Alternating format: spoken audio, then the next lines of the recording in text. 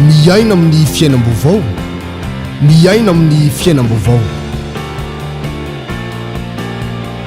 Fandarana manokana izay arahinao eto amin'ny fifoazapana TV amin'ny ora toy izao, izay ahitanao toroteny ho fampahirezana ny finoanao ary ahafantaranao ireo zava-miafy ny tenin'Andriamanitra. Ahitanao ihany koa fampianarana hitarihana lalanantsika ho amin'ny famonjena ny fanahy mandrakizay ary ampahafantarana anao ireo fahamarinany ny tenin'Andriamanitra. Iarahanao amin'ny mpanompon'Andriamanitra apôstôly Andreas. Fijoroana ho vavolombelona, ho fanehoana ny fiasan'Andriamanitra sy ny heriny eto amin'ny fiangonana kristianina miara-mivavaka.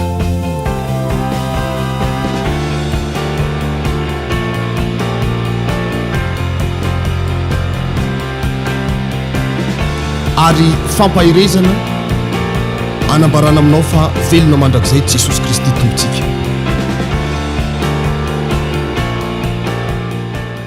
Hoazavaina fohifohy ny didin'Andriamanitra mba hampazava antsika, mba hampazava azy amintsika zany. Inona ny didy voalohany teo tompoko?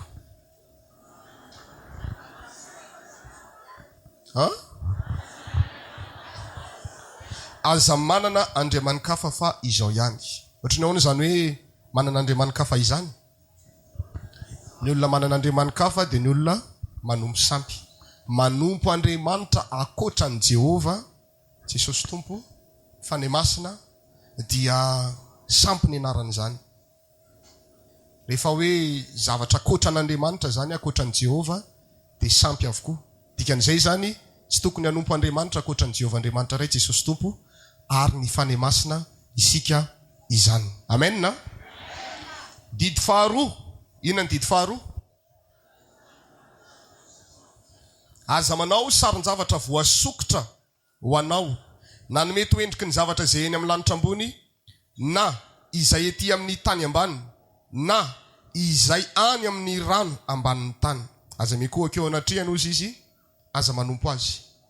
Ny atao hoe saron-javatra voasokotra dia zavatra anankiray, bolongan'ny zavatra anankiray tsy nisy endrika. Ohatra hoe vato be anankiray, ohatra ny reny paoziny hitantsika eny an-tendrombohitra ireny, vato be tsisy endrika. Dia iny no sokirina zany amin'ny alalana fandraka na burin reny amoahana endri-javatra anankiray, na ny endriky ny zavatra ety ambonin'ny tany. Inona daholo mety ho endriky ny zavatra hita ety ambonin'ny tany? Olombelona zao dia efa hita ety. Omby, ondry, osy, voninkazo, fiara, zay mandeha tany zany, voay, reny, sarim-behivavy, reny rehetrarehetra ireny dia sarin-javatra ety ambonin'ny tany. Ka raha zavatra tsy nisy endrika zany no nisokirina na moahana endri-javatra ety ambonin'ny tany, dia iny antsoina hoe sary sikotra izy zany. Ny endri-javatra eny amin'ny ambonin'ny lanitra indray, eny amin'ny habakabaka, inona daholo? Vorona, angidina, masoandro, kintana, volana, avion, helikoptera, inona koa? Raona, rivotra tsisy endrika. Dia rehefa zavatra zany tsy misy endrika ka namoahana endri-javatra eny amin'ny habakabaka, dia inona ny antsonana iny? Sary sokitra zany fiantsonana iny. Ny akoatran'izay, ny any ambanin'ny ranomasina. Inona daholo ny any anaty ranomasina any? Ny any anaty ranomamy. Misy trondro any, trozona, atsantsa be dehibe, sambo be dehibe mihitsy any anaty rano any. Ka raha zavatra tsy misy endrika kosa ny amoahana endri-javatra any anaty rano, dia inona koa ny fiantsona azy? Sary sokitra ny fiantsona azy zany. Dikan'izay zany, tsy azo ampiasaintsika ireny na apetraka ao an-trano na hivavahana indrindraindrindra. Ny olona mivavaka amin'ny Maria zany zao amin'ilay sary vongana iny, mety sa tsy mety? Tsy mety. Zareo angamba tsy mahafantatra. Samy manana ny azy moa zany io, fa ny antsika tsy mety amintsika dia izay ilay, satria izay ny voalazan'ny Baiboly. Tsy mety zany manao hoe masina Maria ren'Andriamanitra mivavah ho anay mpanota, satria sary vongana iny. mivavaka amin'ny sary vongany Petera koa mety sa tsy mety? Tsy mety. Andriamanitra irery ihany dia Jehovah mpaharin'ny lanitra sy ny tany no tokony hivavahantsika, fa tsy tokony hivavaka amin'ny sary vongana isika, tsy tokony hivavaka amina hazo isika. Amen. Samihafa ny sary sokitra sy le hoe soratra misokirina. Raha sary ohatra misy an'ireny porte-rideau reny ao amintsika ka misokirindreo izy namoahany sarina voninkazo dia iny antsoina hoe sary iny, satria voninkazo le mipetaka eo. Mitovy ve ny sary sy ny soratra? Ny soratra tsy sary fa soratra zay mihitsy izy. Ka raha namoahana soratra izy eo, tahina ianao raha mivoaka, tahina ianao raha miditra ny sokirina, dia tsy sary sokitra iny fa soratra sokitra. Fa ny volazan'ny Baiboly sary sokitra. Mazava ve zay tompoko? Ka raha misy soratra zany le izy dia tenin'Andriamanitra iny zany, soratra iny tsisy olana. Fa raha vao namoahana sary mihitsy dia tsy azontsika ampiasaina ao an-trano, mba tsy hanariana an'ilay fitaovana maka an'ireny fandraka na raboteuse reny dia kikisana fotsiny ilay sary dia verenana pensena tsara dia asiana verni tsara ilay izy rehefa tonga dia ao tsara. Fa ilay sarin'ny Masina Maria ariana. Amen. Mety misy an'ilay ao anaty cadre reny zao akaiky ny tokotaninareo ao, ny finosan'zareo vato dia ampindry-zareo criage reny anaty ino moa filaza reny? Grotte. Ataondry-zareo dia taloha reny nisy namaky dia nasindry-zareo criage be, tena mafy be mihitsy, tsy hita zay anaovana azy fa raha nareo le izy dia azonareo ny manala azy. Fa raha n'olo-kafa dia tsy mety, sao dia manjary enjehan'ny olona nareo. Tsy azo tenenina eto zany fa manjary manahirana. Dikan'izay zany raha misy sary sokitra ao aminareo dia esorina avokoa ao an-trano. Sary sokitra. Reny sary bakoly reny koa. Jereo kely ny eo akaikinao. Tsy le namanao ny sary bakoly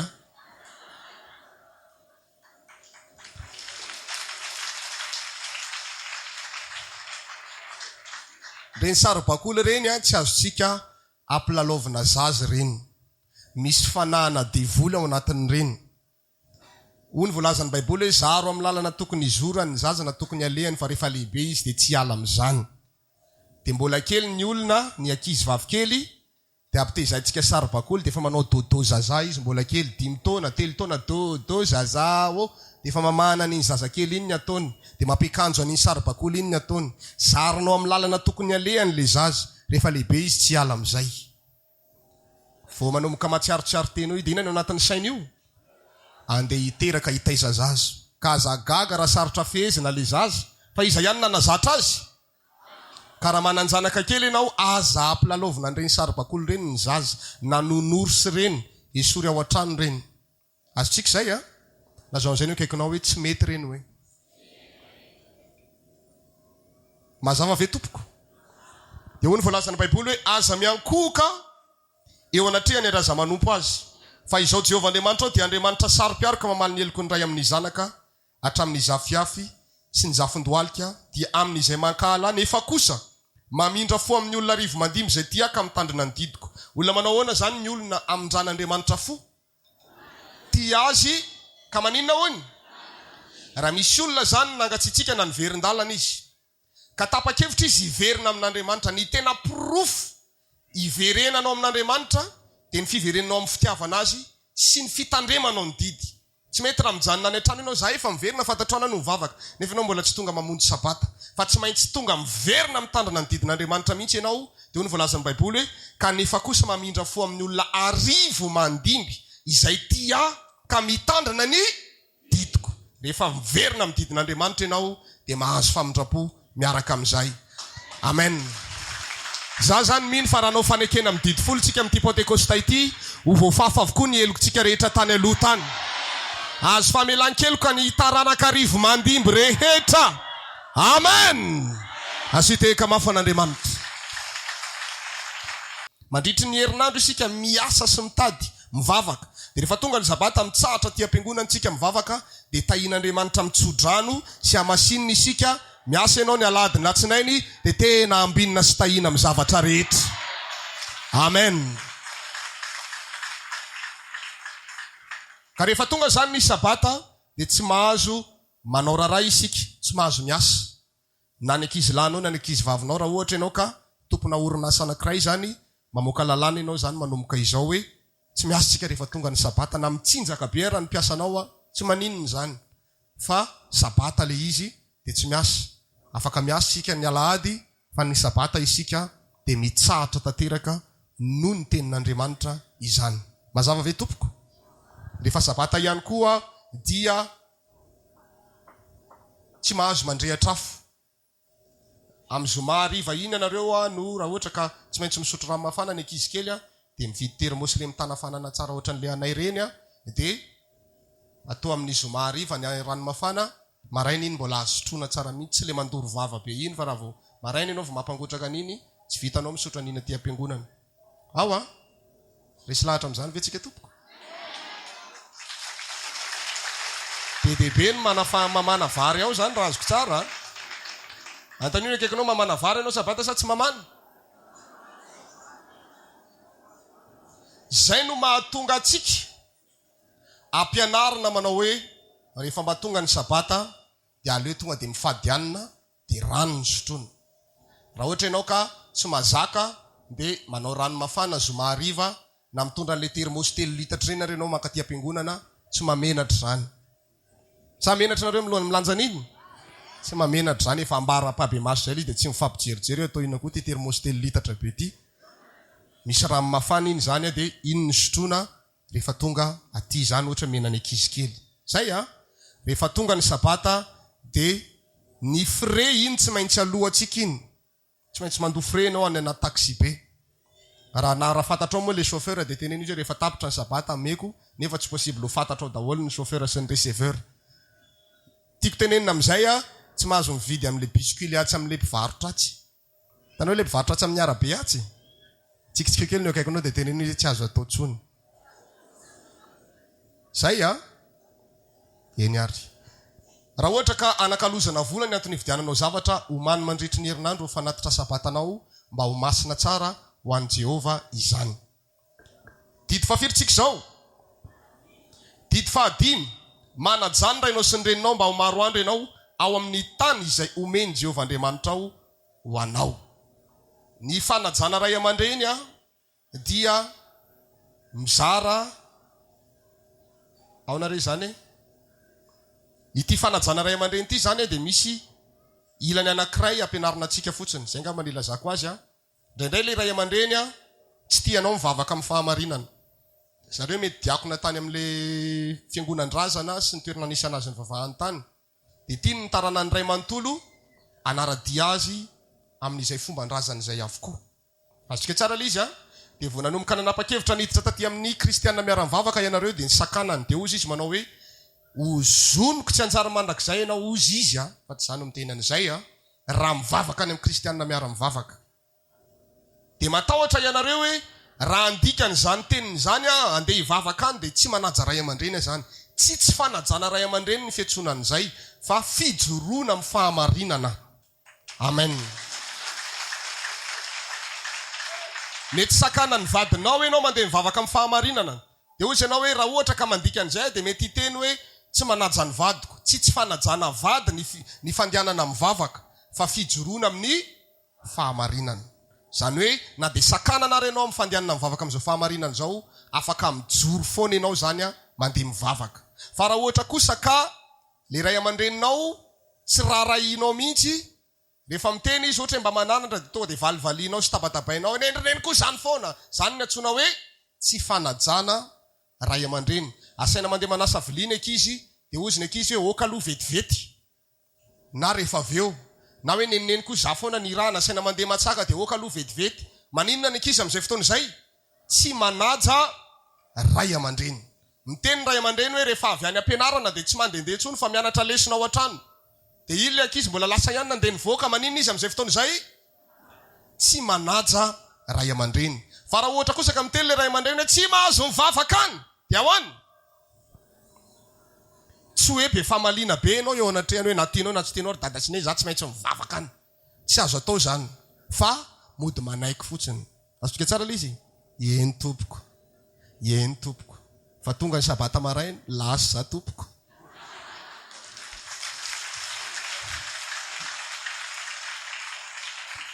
Mazava tsara ve zay? Ny fanajana ray aman-dreny dia mahalava andro iainana. Fa rehefa olona tsy mpanaja ray aman-dreny zany dia fohy andro izy. Sady tsy azo ataony mampanana alahelo ray aman-dreny, fa samy mezaka tsika manaja ny ray aman-dreny, na ny ray aman-dreny niteraka aranoho zany, na ny ray aman-dreny ampanahintsika dia ajaitsika tsara avokoa. Rehefa miantso ny ray aman-dreny tsy azo atsoina amin'ny anarany ny ray aman-dreny, fa be dehibe ny olona rehefa manomboka mitovitovy izy anankiroa, mitovitovy alava, mitovitovy angeza, dia manomboka atsony raha rakoto ny anaran'ny dadany, o rakoto! Mety ve zany sa tsy mety? Tsy mety zany. Fa aleo atsonao izy hoe dada na tsy haiko, papa na tsy haiko. Mazava tsara ve zay? Ajaina foana zany rehefa miantso ny ray aman-dreny. Dia rehefa mba miantso ny ray aman-dreny dia ahoana ny famaly tompoko? Ahoana tompo, fa tsy hoe avereno amin'ny akaikinao, tsy mety zany. Tsika ve moa ampianarina an'izany fa mba fampatsiahivana amin'ilay hoe fanajana ray aman-dreny. Indraindray ny ray aman-dreny rehefa miantso matoy izy zay miantso dia ianao zay ny tiany anantona anazy. Azoka tsara ilay izy fa indraindray ilay olona atsona miandro hoe sady atsona izy zany no atonony. Fa matoy zay ny olona anankiray miantso dia maninona zay? Ianao atsona zay no miantso indray mandeha izy hoe ory Bernard dia tsy miteny tsona izy fa maheno eny tompoko. Dia Bernard nefa mijanona any amin'ny toerany any, Bernard inona ty ilay ray aman-dreny natongavana amin'iny? Manantona azy zay Bernard. Mazava tsara ve zay? Azo hitehaka mafy an'Andriamanitra.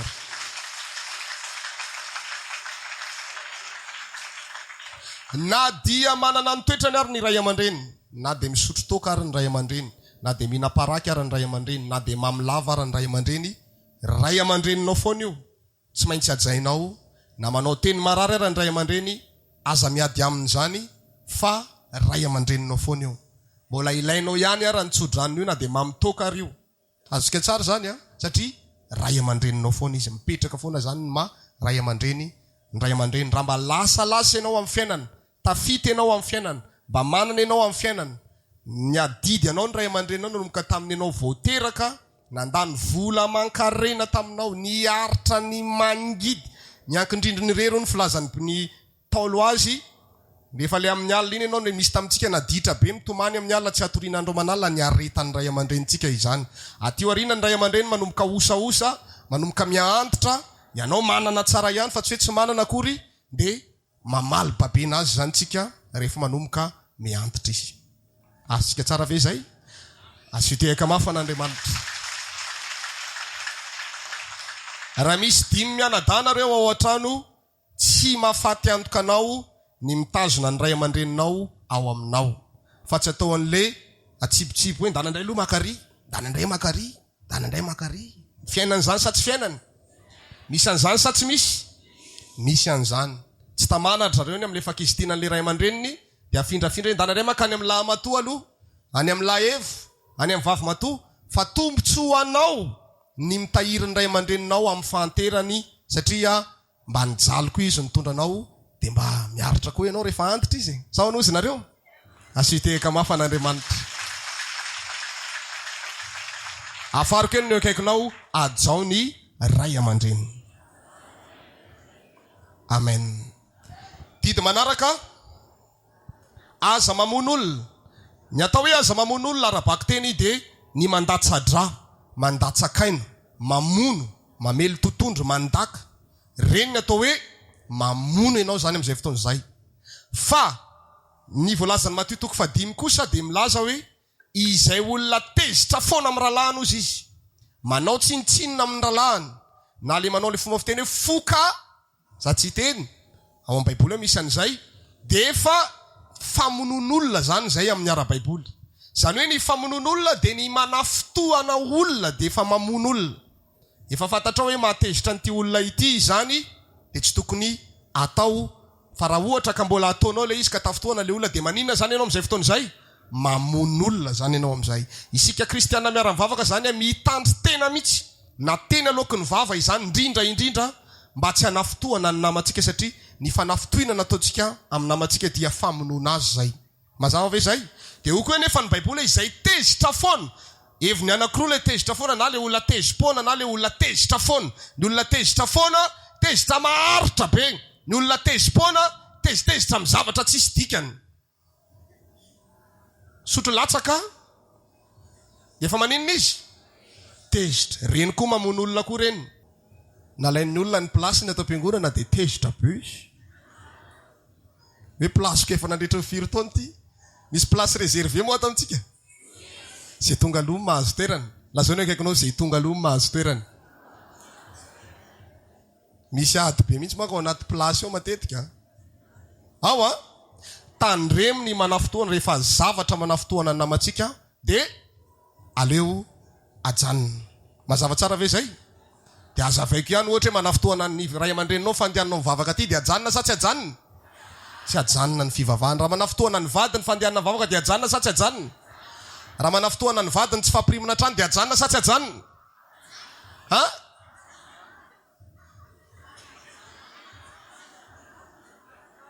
Aprimina ny trano. Raha vao tsy mpapiry trano ianao ka tafotoana ny vadinao, mamono olona ianao zay. Fa alamina tsara ny trano alohan'ny andehanana mivavaka. Mba tsy isikihana ny fivavahantsika dia alohan'ny ilanao an-trano amin'ny fo maraindraina fotsiny tsika rehefa tonga fotoana fivavahana dia alamina tsara mihitsy ny trano. Ataovy tena vao miditra ao raha misena i madama dia ataovy gaga. Na lehilahy raha tsy maninona izany.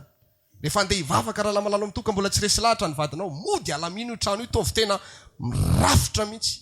Verina avy any ianao dia manontany iza nandamy trano? Kristianina miara mivavaka e. Sa ao anao izy lehilahy malalo amin'ny tompo? Ao anao izy ny anabavy? Zay mihitsy. Alamina tsara, sasana daholo ny vilia alohan'ny ilanao an-trano. Fa raha ohatra ka mikorotam-bolona be ao, tonga ny vadinao avy any am-piasana na avy any amin'ny toerana misy azy avany mbola tsy resy lahatra, dia lasa tafotoana izy zany. Izahantsika alamina avokoa ny zavatra rehetra zany mba tsy amono olona isika. Mazava ve lefa amono olona? Zay zany. Didy manaraka, aza mijangajanga. Ny mijangajanga misy karazany roa. Ny mijangajanga ara-baka teny dia ny olona mijangajanga hoe tsy vita soratra miaraka eny. Ny olona ohatra efa manambady miaraka amin'ny olona. Maninona daholo ny anaran'izany? Miarakaraka amin'ny olona eny, tsy vita ninina, mijangajanga zay. Fa nytenenin' Jesosy amin'ny Mateo 5:21 hozy izy hoe izay mijery vehivavy mila azy dia efa maninona indray hozy izy izy no mijangajanga ao anatin'ny fo. Ny fijangajangana anankiray zany, fijangajangana ny vatana mihitsy no hiatrika an'le izy. Azotsika tsara le izy fa le fijangajangana anankiray fijangajangana la distance. Azotsika tsara le izy ao anaty fo no mijangajanga mijery olona izy dia oay zany oay. Lazao ny akaikinao hoe attention maninona zany ianao amin'izay? Jangajanga ianao fa aiza le fijangajangana? Ao anaty fo. Tandremana zany ny fijangajangana-po. Ho an'ny lehilahy sy ny vehivavy mba tsy ho tratrana fijangajangana-po isika dia tandremo ny manara-masolona. Raha eo amin'ny devant anao le olona dia eo amin'ny devant zany izy, fa ny maso no ampiakarina ambony. Jera mahitsy ohatr'izao ianao rehefa mandeha ny an-dalana. Azotsika tsara le izy fa raha mifanena aminao ohatr'izao le olona tsy azo atao le miverina manaraka mitodika, fa lasa miteraka fijangajangana-po. Ny amatarina olona anankiray fa manomboka misy fijangajangana-po ao aminy ao anaty fotoam-bavaka tahaka an'izao. Ohatra hoe lehilahy avy ato izy ohatra zany tokony aisa izy no mijery, tokony aty amin'ny alitara. Fa ny zavatra tsikaritra ao todika ato foana izy. Todika ato foana izy. Mandeha ny toroteny, aiza izy mijery? Aty. Iza nijerevany ihany? Lay olona. Dindrandrindra moa rehefa mifanena eny an-dalana zay hoe andehanao finaritra fanena dia misy mivily lalana ny sasany satria dobodoboka be ny fony. Le zavatra ao anaty fo io mihetsika io amin'io fotoana io. Azotsika tsara le izy fa raha olona tsy hanananao fijangajangana-po no mifanena aminao na mifandray tanana aminao, tsisy fiantraikany aminao mihitsy le izy. Na miarahaba finaritra ohatrany tsy mifampiraraha zany akory ary. Fa rehefa manomboka misy eo anatin'ny fo, na le fomba fijery ary miova finaritra.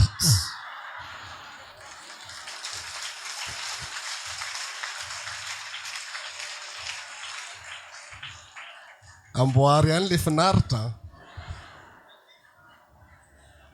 Ampitandremo kely ny akaiky.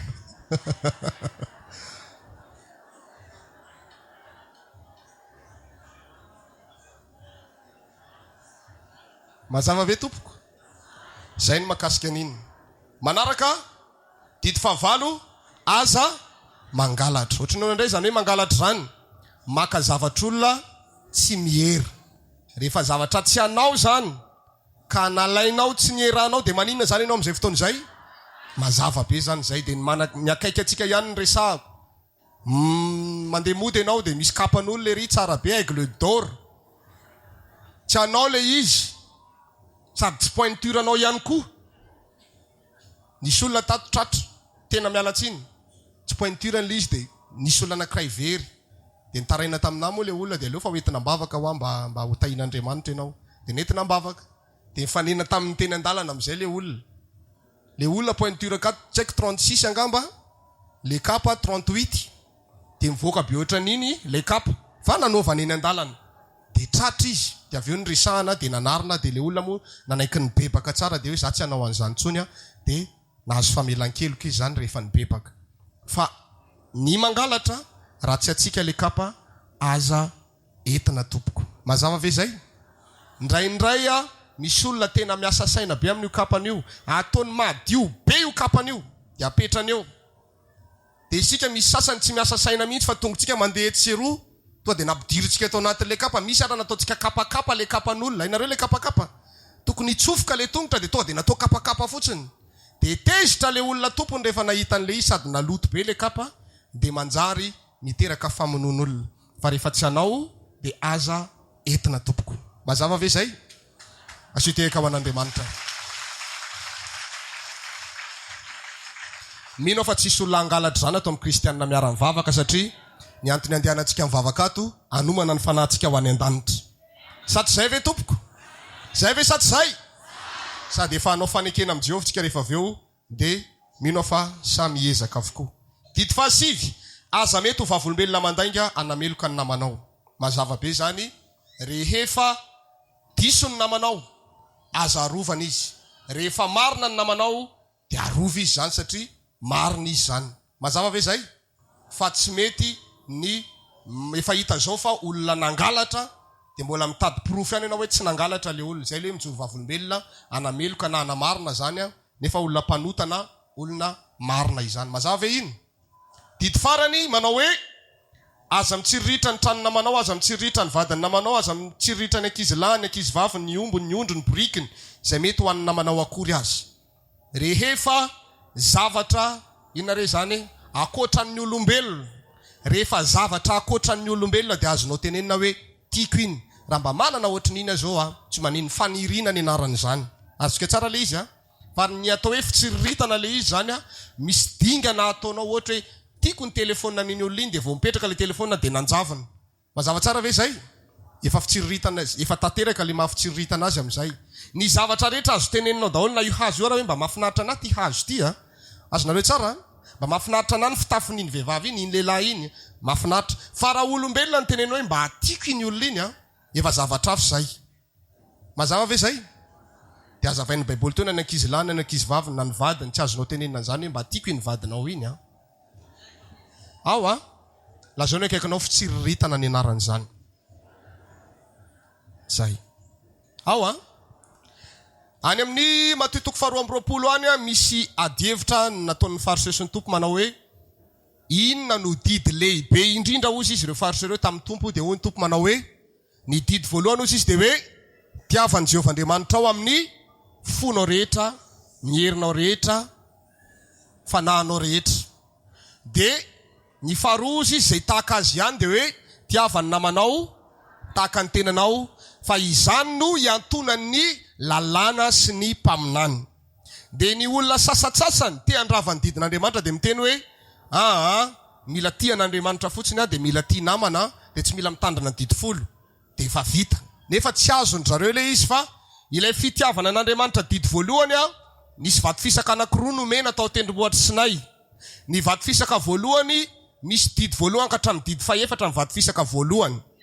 Ny vato fisaka faharoa misy didy fahadimy ka hatramin'ny didy fahafolo ny vato fisaka faharoa. Dia ny vato fisaka voalohany manambara hoe tiavan'i Jehovah Andriamanitra ao, mifonao, mifananao amin'ny herinao rehetra. Raha tianao Andriamanitra, tsy manana andriamanin-kafa ianao. Raha tianao Andriamanitra, tsy manao sarin-javatra voasokotra ianao. Raha tianao Andriamanitra, tsy manona foana ny anarana entina mandainga. Ary raha tianao Andriamanitra dia manamasina ny sabata ianao. zay ny dika le hoe tiavan'i Jehovahandriamanitra mazava ve zay dia ny vato fisaka faharoa le misy hoe manajany rainao sy ny reny ka hatrany amin'ny aza mitsiriritra indray ilay manambara fitiavana namana tahaka ny tena raha tianao indray ny namanao dia ataonao inona izy ajaina raha tianao ny namanao dia tsy vononao izy raha tianao ny namanao dia tsy hijangajanganao izy raha tianao ny namanao dia tsy angalarinao raha tianao ny namanao dia maninona ny toyany tsy mijoro vavolombelona anameloka raha tianao ny namanao dia tsy tsiriritinao izy mazava ve zay misy fitiavana ohatry ny hafa mazava tsara zany ao anatin'izay ny tena fitiavana zany tsy le fitiavana amin'ny teny hoe je t'aime ao fa ny tena fitiavana tianao izy dia tsy hijangajanganao tianao izy dia tsy tsiriritinao tianao izy dia tsy hanaovanao zavatra ratsy tianao izy mazava tsara ve zay tompoko mazava ve zay ka ny didy folo tsy ravan'ilay didy anakoronomeny Jesosy hoe fitiavana an' Jehova sy fitiavana amana reny ara manamafy azy le fitiavana an' Jehova vato fisaka voalohany fitiavana amana vato fisaka faharoa zay ny makasika ny didin'Andriamanitra vonina ve tsika hitandrina an'izany rehetrarehetra izany manisa telo ary dia miaraka milaza indray isika eo mpipetrahana eo hoe zay rehetra lazain'i Jehova aminay dia isa roa telo isa roa telo isa roa telo amen nasiteka mafan'Andriamanitra efa nazavaina tamintsika izay ny didin'Andriamanitra rehefa aveo isika hiomana ny amin'ny fisehoana eo anatrehan'i Jehova satria rehefa tonga ny Pentekosta tahaka an'izao araka ny voalazan'ny Baiboly dia tsy maintsy miseho anatrehan'i Jehova isika intelo isan-keritaona no voalazan'ny Baiboly no isehoan'ny lehilahy rehetra eo anatrehan'i Jehova ary eo ka tsisy iseho foana tsy mitondra fanatitra dikan'le fisehoana iny zany no andraisan'Andriamanitra atsika rehetra indray hoe nitandrina ny Pentekosta 2024 isika mazava ve zay tompoko zay ny antony isehoantsika iny zany ny porofo mivaingana rehefa tonga any amin'ny fitsarana any ianao indray androany ka manontany ny tompo hoe nitandrina Pentekosta ve izy tamin'ny 2024 sa tsy nitandrina jereo kely hoe ao anatin'ny boky ny fitadidiana dia avoaka ny boky ny fitadidiana hita ianao le niseho teto dia voaporofo fa tokony hiditra ny lanitra madidio ianao zany amin'izay fotoana izay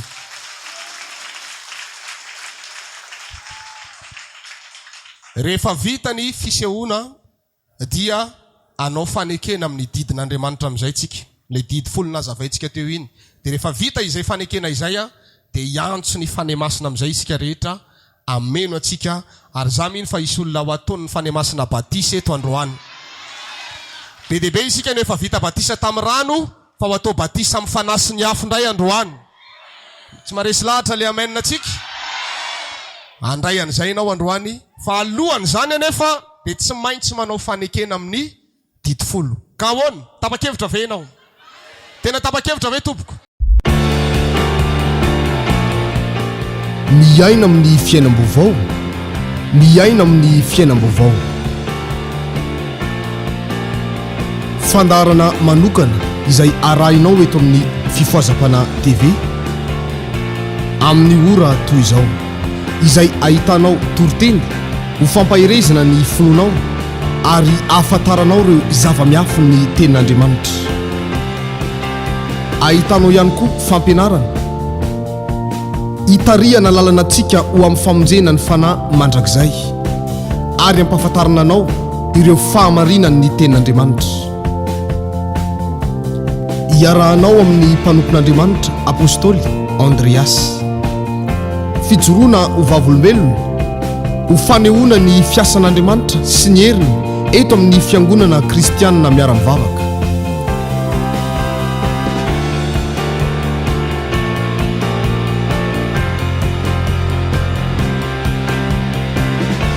ary fampahirezana anambarana aminao fa velona mandrakizay Jesosy Kristy tompontsika